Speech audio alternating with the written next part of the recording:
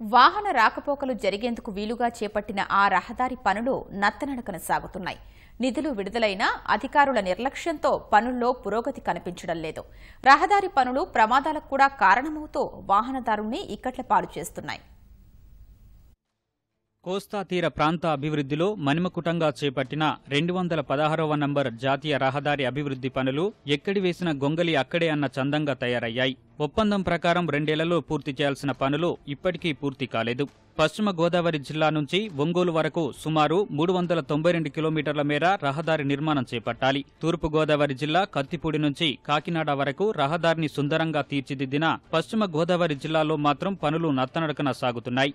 నర్సాపురం మండలం శివార్ నుంచి భీమావరం మండలంలో జరగాల్సిన పనుల్లో అధికారుల జాప్యం కనిపిస్తోంది.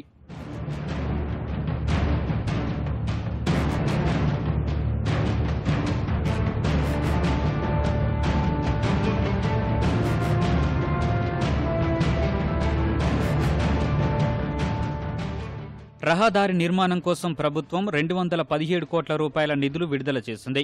రహదారి విస్తరణ కోసం 24.8 హెక్టార్ల భూమిని సేకరించింది. అయినా ఎలాంటి పురోగతి లేదని స్థానికులు ఆరోపిస్తున్నారు. రహదారి నిర్మాణం జరగాక తీవ్ర ఇబ్బందులు పడుతున్నామని ఆవేదన వ్యక్తం చేస్తున్నారు. తీర గ్రామ ప్రజలకి ఎంతో విలువైన ఈ రహదారిని అందుబాటులోకి తీసుకురావడంలో నిర్లక్ష్యం కనపడుతుంది. నిధులు కేటాయించినా కూడా పనుల్లో తీవ్ర జాప్యం జరుగుతుంది. దీన్ని కాంట్రాక్టర్లు మొత్తం అంతా తవ్వేసి ఎక్కడికక్కడ గోతులతో ఉంచడం వల్ల మొత్తం అంతా పాడైపోయి యాక్సిడెంట్లు అవి జరుగుతున్నాయి. దాన్ని తక్షణం మరమ్మతులు చేసి ఉపయోగంలోకి తీసుకురావాలని కోరుచున్నాం. రోడ్డు అంటే దగ్గరికి మొదలుపెట్టి ఒక 1 ఇయర్ అవుతుంది. అది చాలా పూర్తిగా వేయట్లేదు. రాళ్ళు రప్పలతోటి బళ్ళు చాలా మంది పడిపోవడం జరుగుతుంది. దాన్ని కరెక్ట్గా ఎవరొకరు పట్టించుకునే వాళ్ళు లేరు. అది ఎంత తొందరగా పూర్తి చేస్తే అంత తొందరగా బాగుంటుంది. ఇప్పటికైనా అధికారులు స్పందించి రహదారి పనులు పూర్తి చేయాలని స్థానికులు కోరుతున్నారు.